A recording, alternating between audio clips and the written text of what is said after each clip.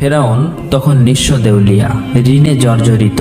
ঋণ পরিশোধ করার ভয়ে ঘরের মধ্যে লুকিয়ে পড়ে। অতএব একে একে পাওনাদার ফেরাউনের বাড়িতে আসতে থাকে। ফেরাউন ছিল খুবই চতুর এবং প্রতারক। শুধু প্রতারক নয়, বাটপার। তাই সে ঘরের মধ্যে থাকলেও ঘরের দরজাটা খোলা রাখত, যাতে পাওনাদার বুঝতে পারে বাড়িতে কেউ নেই। দিনের পর দিন এভাবেই পাওনাদার সেখানে আসে, কিন্তু ফেরাউনের দেখা না পেয়ে তারা ফিরে যায়। ফেরাউন একা একা ভাবতে থাকে, এভাবে আর কতদিন নিজেকে লুকিয়ে রাখবো, নিজেকে প্রতিষ্ঠিত করতেই হবে। সেই সময় মিশর ছিল অর্থনৈতিক দিক থেকে বিশ্বের সেরা। অতঃপর ফেরাউন পাওনাদারের ভয়ে রাতের গভীর আধারে বলক থেকে মিশরের উদ্দেশ্যে লুকিয়ে লুকিয়ে রওনা হলেন। সারা রাত অনেক পথ অতিক্রম করার পর শেষ পর্যন্ত মিশরে পৌঁছালো। কিছু দূর যাবার পর তার বন্ধু হামানের সাথে সাক্ষাৎ হলো। তাকে দেখা মাত্রই হামান জিজ্ঞাসা করলো, প্রিয় বন্ধু, তুমি এখানে কেন? তোমার কি অবস্থা? তখন ফেরাউন বলল, বন্ধু হামান, আমি খুবই মুসিবতের মধ্যে আছি। পাওনাদারের ভয়ে লুকিয়ে পালিয়ে এসেছি। আমি একেবারে নিঃস্ব, চারিদিকে ঋণে জর্জরিত। এখন আমার কোনো একটা কাজের প্রয়োজন। তখন হামান বলল, ফেরাউন, আমারও একই অবস্থা, আমার একটা কাজের প্রয়োজন। অতঃপর ফেরাউন ও হামান কাজের সন্ধানে বেরিয়ে পড়লেন। কিছু পথ অতিক্রম করার পর তারা ক্ষুধায় এবং তৃষ্ণায় কাতর হয়ে পড়েছিল। দূরে লক্ষ্য করে দেখলো একটি লোক তরমুজ খেতে তরমুজ কাটার কাজ করছে। তখন ফেরাউন ও হামান ধীরে ধীরে সেই তরমুজ ক্ষেতের সামনে গিয়ে বলল, চাচা যান, আমরা খুবই ক্ষুধার্ত, আমাদের কিছু তরমুজ খেতে দেবেন? এই কথা শোনা মাত্র লোকটি তাদের তরমুজ খেতে দিল। তারা পেট ভরে তরমুজ খেয়ে তৃপ্তি পেল। তারপর ওই তরমুজ ক্ষেতের মালিক তাদেরকে জিজ্ঞেস করলো, তোমাদের তো আগে কখনো দেখিনি, তোমরা কে আর কোথা থেকে আসছো? তখন ফেরাউন বলল, আমরা ভিন দেশি, বলক থেকে আসছি কাজের জন্য। তরমুজ ক্ষেতের মালিক ভাবলো তারও কাজের লোক দরকার, তাই সে তাদেরকে বলল, তোমরা কি আমার কাছে কাজ করবে?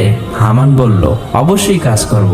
তখন তরমুজ ক্ষেতের মালিক বলল, আমার কাছে কাজ করতে হলে সৎভাবে কাজ করতে হবে, চুরি করা যাবে না। ফেরাউন ছিল প্রতারক, তাই সে চালাকি করে বলল, আমি জীবনে কখনো মিথ্যা বলিনি, আর চুরি তো দূরের কথা। এইভাবে বিভিন্ন চালাকি পন্থা অবলম্বন করে ফেরাউন ও তার বন্ধু হামান তরমুজ ক্ষেতের মালিকের মন জয় করে, কাজে নিযুক্ত হলো। পরের দিন থেকে ফেরাউন ও হামান তরমুজ নিয়ে বাজারে যায়।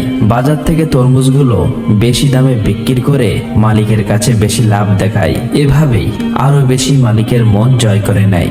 বেশ কিছুদিন অতিবাহিত হয়ে গেল। একদিন ফেরাউন ওই ক্ষেতের মালিককে বলে, চাচা যান, আপনি তরমুজগুলো পিস হিসাবে আমাকে বিক্রি করুন, তাহলে আপনার আরো বেশি লাভ হবে। ক্ষেতের মালিক তার কথায় রাজি হয়ে গেল। অতঃপর পরের দিন থেকে ফেরাউন তরমুজগুলো আবারও বাজারে বিক্রি করতে নিয়ে গেল। ফেরাউন তরমুজগুলো পিস হিসাবে কিনত, মাঝে মধ্যে কিছু তরমুজ চুরিও করত এবং বাজারে এসে তরমুজগুলো কেটে টুকরো টুকরো করে চড়া দামে বিক্রি করত। এভাবেই চালাকি করে ফেরাউন অনেক টাকা উপার্জন করলো। একদিন রাতে ফেরাউন তার বন্ধুকে বলল, হামান, এভাবেই যদি আমরা শুধু তরমুজ বিক্রি করি তাহলে জীবনে কিছুই করতে পারবো না, আমাদের অন্য কিছু করতে হবে। সেই সময় ঘটে যায় এক চমৎকার ঘটনা। মিশরের বাদশাহ তার সেনাবাহিনীর দ্বারা দেশের মধ্যে একটি বিজ্ঞপ্তি জারি করে। সেনাবাহিনীরা বিভিন্ন জায়গায় গিয়ে বলে, এত দ্বারা জানানো যাইতেছে যে মিশরের কবরস্থানে একটি দারোয়ান প্রয়োজন। যদি কোনো ব্যক্তি এই চাকরি করতে ইচ্ছুক হও তাহলে সে যেন অতি সত্বর মিশরের বাদশার দরবারে যোগাযোগ করে। এই কথা বলে সেনাবাহিনীরা সেখান থেকে চলে গেল। এই সমস্ত কথা প্রত্যক্ষ পরোক্ষভাবে শ্রবণ করার পর ফেরাউন তার বন্ধুকে বলল, হামান, চলো আমরা রাজ দরবারে যাই। হামান বলল, আমার মনে হয় এটা সম্ভব হবে না। তখন ফেরাউন বলল, এই কাজ হাতছাড়া করা যাবে না, চলো আমরা একবার চেষ্টা করি। অতঃপর ফেরাউন ও হামান দেরি না করে সাথে সাথে মিশরের রাজ দরবারে হাজির হলো। মিশরের বাদশাহ তাদেরকে জিজ্ঞেস করলো, তোমরা কে আর কি চাও? তখন ফেরাউন করজোরে অনুরোধ করে বলল, আমি মুসাফির, ভিন দেশ থেকে এসেছি, আমি খুবই অভাবী। আমি শুনেছি আপনি কবরস্থানের দারোয়ান নিযুক্ত করবেন, তাই দয়া করে আমাকে যদি এই চাকরিটা দিতেন আপনার কাছে চিরকৃতজ্ঞ থাকতাম। মিশরের বাদশাহ ফিরআউনকে দেখে মনে মনে ভাবলো তার তো শরীর স্বাস্থ্য ভালো, চেহারাও ভালো, মনে হয় সে পারবে। এই ভেবে ফিরআউনকে কবরস্থানের দারোয়ানের চাকরিতে নিযুক্ত করলো। পরের দিন থেকে ফিরআউন মিশরের কবরস্থানে দারোয়ানের চাকরিতে নিযুক্ত হলো। দিনরাত ফিরআউন কবরস্থানের সামনে দাঁড়িয়ে থাকে, আর পাশেই একটি ছোট্ট ঘরে তার বন্ধু হামান ও ফিরআউন একসাথে বসবাস করে। একদিন রাতে কয়েকজন লোক একটি মৃত লাশকে দাফন করতে আসলো, কিন্তু ফিরআউন তাদেরকে বাধা দিল, কবরস্থানে ঢুকতে দিল না। তখন তারা বলল, কি ব্যাপার, আপনি লাশ দাফন করতে বাধা দিচ্ছেন কেন? আসলে ফিরআউন ছিল প্রতারক এবং বাটপার, তাই সে চালাকি করে বলল, আপনারা কি শোনেননি মিশরের বাদশা নতুন আইন করেছে, মৃত লাশকে দাফন করতে হলে 1 স্বর্ণ মুদ্রা দিতে হবে। এই লোকগুলো ফিরআউনের কথা বিশ্বাস করে নেয় এবং তাকে 1 মুদ্রা দিয়ে লাশ দাফন করে। এভাবেই প্রচার হয়ে যায় যে একটি লাশ দাফন করতে হলে 1 স্বর্ণ মুদ্রা দিতে হবে। এভাবেই ফিরআউন প্রতারণা করে অনেক টাকা উপার্জন করে। সেই সময় ঘটে যায় আজব ঘটনা। মিশরে সেই সময় আল্লাহর গজব শুরু হয়। চারিদিকে কলেরা, বসন্ত রোগে প্রচুর মানুষ মারা যেতে থাকে। অতঃপর কিছু লোক মৃত লাশকে দাফন করার জন্য কবরস্থানে আসলো। তখন ফিরআউন আরো চালাকি করে বলল, মিশরের বাদশা নতুন আইন করেছে, যদি কোনো ব্যক্তি কলেরা, বসন্ত থেকে মারা যায় তাহলে 2 স্বর্ণ মুদ্রা দিয়ে তবেই তাকে এই কবরস্থানে দাফন করতে পারবে। ফিরআউন প্রতারণা করে সবার কাছ থেকে স্বর্ণ মুদ্রা নিয়ে অনেক টাকা উপার্জন করলো। এভাবেই সেই বছর অতিবাহিত হয়ে গেল। এরপর ফিরআউন তার বন্ধুকে বলল, হামান, এই দেখো 2 বস্তা টাকা উপার্জন করেছি, কিন্তু এগুলো আমরা মিশরের বাদশার নিকট নিয়ে যাব। এই কথা শুনে হামান যেন চমকে গেল। সে বলল, ফিরআউন, তোমার কি মাথা খারাপ হয়ে গিয়েছে? যে টাকার জন্য এত কষ্ট করলে, সবার থেকে প্রতারণা করলে, আর শেষ পর্যন্ত কিনা সেই টাকাগুলো বাদশাকে দিয়ে দেবে? ফিরআউন বলল, হামান, ধৈর্য ধরো, আমার বুদ্ধি ক্রমশ প্রকাশ পাবে। অতঃপর সে দেরি না করে পরের দিন ফিরআউন ও হামান 2 বস্তা স্বর্ণ মুদ্রা নিয়ে মিশরের বাদশার দরবারে হাজির হলো। মিশরের বাদশা তাদেরকে জিজ্ঞেস করলো, কি ব্যাপার, তুমি বস্তা নিয়ে রাজদরবারে এসেছো কেন? তখন ফিরআউন বলল, জাহাপনা, আমি 2 বস্তা স্বর্ণ মুদ্রা নিয়ে এসেছি। এই কথা শুনে বাদশার মন্ত্রী তাদেরকে ধমক দিয়ে বলল, তোমার সাহস দেখে আমি আশ্চর্য হয়ে যাচ্ছি যে তুমি মিশরের বাদশার সামনে দাঁড়িয়ে টাকার বড়াই দেখাচ্ছ। তখন মিশরের বাদশা বলল, এত স্বর্ণ মুদ্রা তুমি কোথায় পেলে, আর এটা নিয়ে এসেছো কেন? তখন ফিরআউন বলল, জাহাপনা, যারা মৃত লাশকে দাফন করতে আসতো তাদের কাছ থেকে আমি 1 স্বর্ণ মুদ্রা নিতাম। তাছাড়া এতে আমার বেতনের টাকা আছে। আমার মূল উদ্দেশ্য হলো মিশরে গত 2 বছর যে সকল গরিব মানুষ খাজনা দিতে পারেনি তাদের পক্ষ থেকে আমি স্বর্ণের মুদ্রাগুলি আপনাকে দিলাম, আপনি তাদের খাজনা মাফ করে দিন। এমন কথা শুনে সেখানে থাকা সমস্ত লোক আশ্চর্য হয়ে গেল। মিশরের বাদশা তার এই কর্মকাণ্ড দেখে আকর্ষিত হলো এবং তার প্রতি বিশেষ দৃষ্টি আকর্ষণ করলো।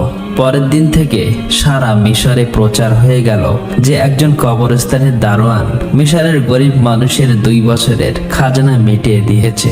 সমস্ত মিশরের লোক বলতে লাগলো, এমন ভালো মানুষ সারা মিশরে দ্বিতীয়টি দেখা যায় না। ওই ব্যক্তিটি কবরস্থানের দারোয়ান না হয়ে যদি আমাদের দেশের বাদশা হতো তাহলে কতই না সুখী হতাম। এভাবেই প্রথমে মিশরের বাদশা, তারপর মিশরের মানুষের মন জয় করে নিল। অতঃপর অনেক দিন অতিবাহিত হয়ে গেল। একদিন মিশরের বাদশা বার্ধক্যজনিত কারণে ইন্তেকাল করলেন। তখন চারিদিকে সবাই চিন্তিত হয়ে পড়ল, কি হবে দ্বিতীয় রামেসিস, মিশরের বাদশা। কয়েকদিন পর রাজ দরবারে একটি জরুরি মিটিংয়ের আয়োজন করা হলো। সেখানে থাকা বিশিষ্ট জ্ঞানী ব্যক্তিদের মধ্য থেকে একজন বলল, এইভাবে তো আর মিশরের বাদশার আসন খালি রাখা যাবে না। কি হবে মিশরের বাদশা, আপনারা সবাই আলোচনা করে বলুন। তখন সেখানে থাকা একজন বলল, হুজুর, আমাদের মনে হয় যে ছেলেটি কবরস্থানের দারোয়ান অর্থাৎ ফিরআউন, তার যেমন স্বাস্থ্য তেমন প্রখর বুদ্ধি, তাছাড়া সে তো খুবই ভালো, জনগণের কথাও ভাবে। আমাদের মনে হয় তাকে বাদশা করা উচিত। তখন সে বিশিষ্ট জ্ঞানী ব্যক্তিটি বলল, ঠিক আছে, তবে তাই হোক। সবার অনুমতিতে ফেরাউন হলো মিশরের বাদশাহ। যে লোকটি একদিন তরমুজ বিক্রি করত, কবরস্থানের দারোয়ান ছিল, ভাগ্যের পরিবর্তনে আজ সে সমগ্র মিশরের বাদশাহ। আসলে ফেরাউন যে কত নিকৃষ্ট মানুষ ছিল তা কারো জানা ছিল না। এদিকে ফেরাউন মিশরের বাদশাহ হবার পরে আবারও বিভিন্ন চালাকি ও প্রতারণা করে তার বন্ধু হামানকে মন্ত্রী বানিয়ে দেয়। একদিন ফেরাউন রাজদরবারে বসেছিল। তিনি হঠাৎ করে ঘোষণা করলেন, সমগ্র মিশরে গত 1 বছরে কোনো মানুষের খাজনা দিতে হবে না। এই সমস্ত খাজনা ফেরাউনের তরফ থেকে মাফ করা হবে। এই খবর পেয়ে সমগ্র বিশ্বের সাধারণ গরিব মানুষ ভীষণ খুশি হলো। অতঃপর ফেরাউন ও হামান ছাড়া যখন কেউ ছিল না, তখন হামান বলল, বন্ধু ফেরাউন, এভাবে যদি সমস্ত খাজনা মাফ করে দাও তাহলে বাদশাহী চলবে কিভাবে? ফেরাউন বলল, হামান ধৈর্য ধরো, এরপর আমি এমন বুদ্ধি করব যে সারা জীবন আমরাই হব সমগ্র বিশ্বের বাদশাহ। এমন কোনো শক্তি নেই যে আমাদেরকে হারাতে পারবে, তার জন্য বুদ্ধির প্রয়োজন। এই কথা বলে তারা দুজনে একে একে চলে গেল। পরের দিন থেকে সারা মিশরে ফেরাউনের নাম আলোচিত হতে লাগলো। এই সময় হামান ফেরাউনকে ডেকে বলল, বন্ধু ফেরাউন, তুমি যদি সারা জীবন বাদশা থাকতে চাও তাহলে কিছু কাজ অবশ্যই প্রয়োজন। তখন ফেরাউন বলল, কি সেই কাজ? এরপর হামান একে একে সব বলে দিল। অতঃপর ফেরাউন রাজদরবারে একটি জরুরি মিটিংয়ের আয়োজন করলো। তখন ফেরাউন বলল, আজ থেকে সারা মিশরে কোনো শিক্ষা ব্যবস্থা থাকবে না, সমস্ত পাঠশালা বন্ধ করে দেওয়া হবে। ফেরাউন রাজকীয় ফরমান জারি করলো, মিশরের কোনো ব্যক্তি শিক্ষা নিতে এবং দিতে পারবে না। যদি কোনো ব্যক্তি এই হুকুম অমান্য করে তাহলে তাকে হত্যা করা হবে। সারা মিশরে যারা ছোট ছোট পাথরের মূর্তি বানিয়ে পূজা করে সেগুলি যেন ভেঙে দিয়ে ফেরাউনের মূর্তি পূজা করে। এইভাবে অল্প দিনের মধ্যে ফেরাউনের কথায় ভীত হয়ে লেখাপড়া বন্ধ করে দেয় এবং সমগ্র মিশরের মানুষ আল্লাহর কথা ভুলে গিয়ে মূর্খ অজ্ঞতা হয়ে পড়ে। মানুষ সম্পূর্ণরূপে চতুষ্পদ জন্তুর মতো হয়ে পড়ল। এরপর ফেরাউন ব্যাপক অহংকারী হয়ে গেল। নিজেকে এত বড় মনে করতে লাগলো যে অহংকারে পরিপূর্ণ হয়ে নিজেকে খোদা দাবি করলো। দিনের পর দিন জনগণের উপর খাজনার পরিমাণ বাড়িয়ে দিল। অন্যায় অত্যাচার বেড়ে গেল। একাকী ফেরাউন সারা মিশরে শাসন কার্য চালাতে লাগলো। সুদ, ঘুষ, জেনা, ব্যভিচারের পরিমাণ বেড়ে গেল। এক কথায় ফেরাউন বনি ইসরায়েলদের অপমান অপদস্থ করতে লাগলো। শুধুমাত্র আসিয়া ব্যতীত অন্য কেউই ফেরাউনের অপমান অপদস্থ থেকে রেহাই পেত না। কারণ আসিয়া ছিল সে যুগের সবচেয়ে সুন্দরী, গুণবতী এবং ধার্মিক নারী। সুতরাং বহু বছর পর ফেরাউন আসিয়াকে স্ত্রী রূপে বরণ করেছিল। একদা আসিয়া তার নিজ কক্ষে বসেছিলেন। মনে মনে ভাবতে লাগলো, যেভাবে স্বামী ফেরাউন দেশের জনগণকে অন্যায়ভাবে অত্যাচার করছে, নিজেকে খোদা বলে দাবি করছে, তাতে নিজে তো আল্লাহর গজবে পতিত হবেই এবং দেশের সমস্ত মানুষকে ধ্বংস করবে। ঠিক ওই সময় ফেরাউন সেই কক্ষে প্রবেশ করলো এবং বলল, আসিয়া, তোমাকে এমন চিন্তিত দেখাচ্ছে কেন? তখন আসিয়া বলল, প্রিয় স্বামী, আপনি নিশ্চয়ই জানেন যে এই পৃথিবী, চন্দ্র, সূর্য, আসমান, জমিন সবকিছু সেই মহান আল্লাহ তাআলা সৃষ্টি করেছেন। সুতরাং মানুষ যতই ক্ষমতা লাভ করুক না কেন, একটি ছোট্ট পতঙ্গ সৃষ্টি করতে পারে না। মানুষ মরণশীল, একদিন সবাইকে পৃথিবী ছেড়ে চলে যেতে হবে। তাই আপনি নিজেকে খোদা দাবি বন্ধ করুন এবং আল্লাহর পথে ফিরে আসুন। এই কথা শোনা মাত্রই ফেরাউন খুবই রাগান্বিত হয়ে ধমক দিয়ে আসিয়াকে বলল, আসিয়া, এই কথা যদি অন্য কেউ বলতো তাহলে তাকে আমি হত্যা করতাম। সবাই যেমন আমাকে খোদা মেনে নিয়েছে, তুমিও আমাকে খোদা বলে মেনে নাও, নয়তো তোমার অবস্থা তাদের মতোই হবে। এই কথা বলে ফেরাউন সেখান থেকে চলে গেল। এদিকে আসিয়া খুব চিন্তিত হয়ে পড়ল, কেননা তার কিছুই করার ছিল না। চোখ দিয়ে শুধু অশ্রু ঝরতে লাগলো। এভাবেই বহুদিন অতিবাহিত হয়ে গেল। অতঃপর ফেরাউন একদিন তার নিজ কক্ষে শায়িত ছিলেন। গভীর রজনীতে তিনি স্বপ্নে দেখলেন একটি বিশাল বড় আগুনের গোলা বনি ইসরায়েলের দিক থেকে এসে সারা মিশরকে জ্বালিয়ে পুড়িয়ে ছাই করে দিচ্ছে। অথচ বনি ইসরায়েলদের কিছুই হয়নি। এই স্বপ্ন দেখে ফেরাউন তাড়াতাড়ি জেগে গেল। ফেরাউন দেরি না করে পরের দিন দেশের বিভিন্ন প্রান্তে থাকা বড় বড় জ্যোতিষীদের রাজ দরবারে ডাকলেন এবং নিজের স্বপ্নের কথা বললেন। ফেরাউনের এই স্বপ্নের তাবির করে জ্যোতিষীদের মধ্যে একজন জ্যোতিষী বলল, জাহাপনা, আপনি কিছু মনে করবেন না, ভবিষ্যতে আমরা আপনার মৃত্যু দেখতে পাচ্ছি। আপনি বেশি দিন মিশরের বাদশা থাকতে পারবেন না, আপনার ক্ষমতা চূর্ণ বিচূর্ণ হয়ে যাবে। এই কথা শ্রবণ করে ফেরাউন অত্যন্ত রাগান্বিত হয়ে জ্যোতিষীকে ধমক দিয়ে বলল, কি বলতে চাইছো? আমাকে ক্ষমতা থেকে হারাবে এমন কোনো শক্তি আছে? তখন জ্যোতিষী বলল, বনি ইসরায়েলদের মধ্য হতে মুসা নামক একটি ছেলে আপনার ক্ষমতা শেষ করে দেবে। এই কথা বলে তারা সেখান থেকে চলে গেল। কিছুদিন পর ফেরাউন হামানকে বলল, সারা মিশরে যে ঘরে শিশুপুত্র সন্তান থাকবে তুমি সৈন্য বাহিনী নিয়ে তাদেরকে হত্যা করো। ফেরাউনের কথা মতো হামান সেনাবাহিনী নিয়ে মিশরের প্রতিটি বাড়িতে তল্লাশি করে পুত্র সন্তানদের হত্যা করতে লাগলো।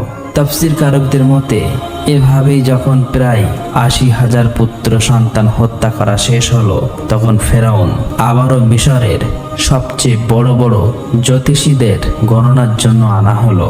অতঃপর জ্যোতিষীরা তখন বলল, জাহাপনা, আমরা গণনা করে দেখতে পাচ্ছি আপনি যতগুলো পুত্র সন্তান হত্যা করেছেন তার মধ্যে মুসা নামক সেই ছেলেটি নেই। তখন ফেরাউন বলল, ভালো করে গণনা করো। এবার জ্যোতিষীরা বলল, জাহাপনা, আমরা গণনা করে দেখতে পাচ্ছি আপনি যতই তাকে হত্যা করার চেষ্টা করেন না কেন তাকে হত্যা করতে পারবে না। মুসা নামক সেই ছেলেটি আপনার ক্ষমতা চূর্ণ বিচূর্ণ করে দেবে, আর সেই ছেলেটি এখন শিশু। এই কথা শোনা মাত্রই ফেরাউন আরো রাগান্বিত হলো এবং সাথে সাথে হুকুম করলো, তোমরা প্রতিটি বাড়িতে গিয়ে তল্লাশি করো, যে ঘরে মুসা থাকুক না কেন তাকে হত্যা করো। এই খবর সারা মিশরে ছড়িয়ে পড়ল। তখন হযরত মুসা আলাইহিস সালামের আম্মাজান খুবই চিন্তিত হয়ে পড়লেন, কিভাবে তার শিশু মুসাকে বাঁচাবে। ঠিক ওই সময় তার কন্যা মরিয়ম নদীর চরে ছাগল চড়াচ্ছিল। ভালো করে লক্ষ্য করে দেখলো হামান সহ ফেরাউনের অনেক সৈন্যবাহিনী তাদের বাড়ির দিকেই যাচ্ছে। এটা দেখার পর মরিয়ম খুব দ্রুত তার বাড়িতে চলে আসলো এবং বলল, আম্মাজান, ফেরাউনের সৈন্যবাহিনী আমাদের বাড়ির দিকে আসছে, আমার ভাই মুসাকে তুমি বাঁচাও। এই কথা শুনে হযরত মুসা আলাইহিস সালামের আম্মাজান একেবারে হতভম্ব হয়ে গেল। তিনি কিছুতেই বুঝতে পারছে না কি করবে।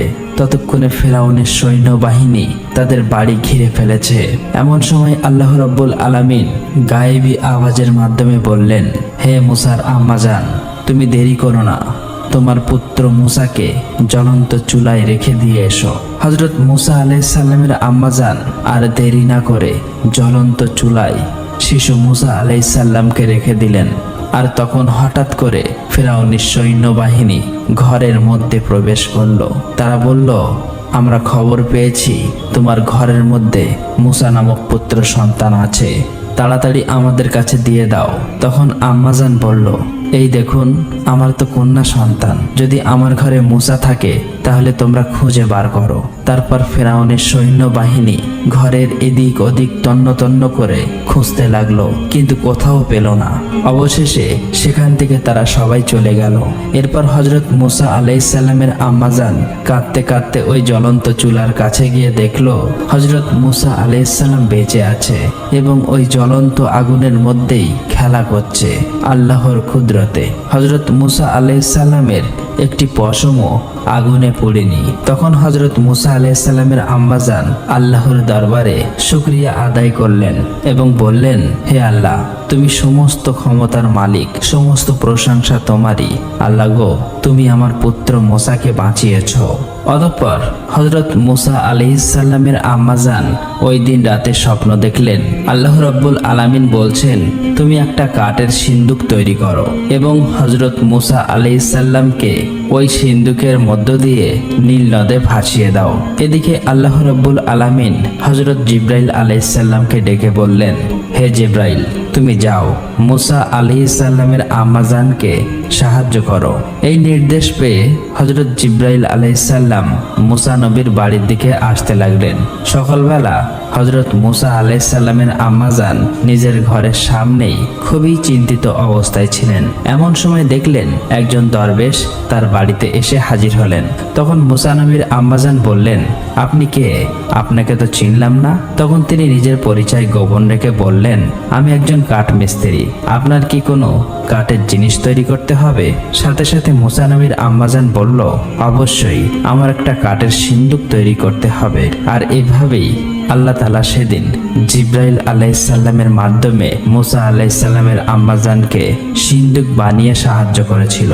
অতঃপর মুসা আলাইহিস সালামকে নীল নদে ভাসিয়ে দিলেন। আল্লাহর কি কুদরত! নীল নদের স্রোত যেদিকে যায় হযরত মুসা আলাইহিস সালামের কাঠের সিন্দুক ওই স্রোতের উল্টো দিকে যায়। এইভাবে ভাসতে ভাসতে হযরত মুসা আলাইহিস সালামের এই কাঠের সিন্দুক ফেরাউনের রাজদরবারের কাছে গিয়ে পৌঁছালো। সেখানে উপস্থিত ছিল ফেরাউন এবং তার স্ত্রী মা আসিয়া এবং দাসী।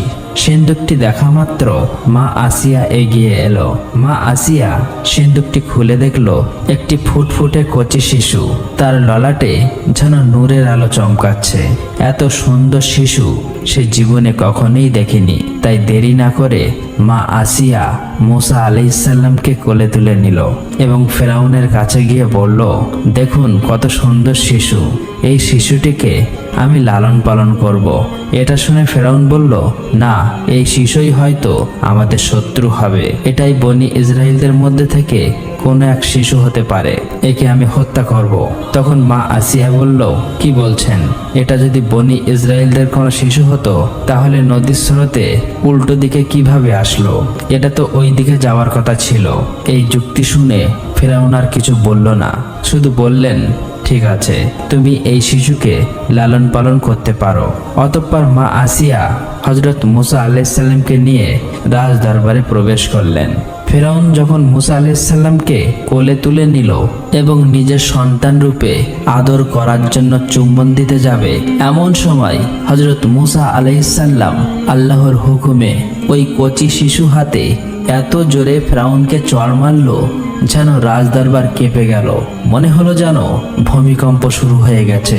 তখন ফেরাউনের মনে সন্দেহ প্রকাশ পেল।